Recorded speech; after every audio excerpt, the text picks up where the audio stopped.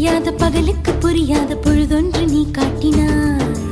இதயத்தில் நீ இருப்பதனால் நான் தூங்கும் நேரத்தில் என்னுள்ளே தூங்காமல் நெஞ்சுக்குள் வாயாடினாய். கண்ணாடி நீ கடிகாரம் நான் உன்னுள்ளே ஓடோடி வாழ்வே. காதல் எனும் கடுதாசி நீ என்றென்றும் அன்புடன் நான்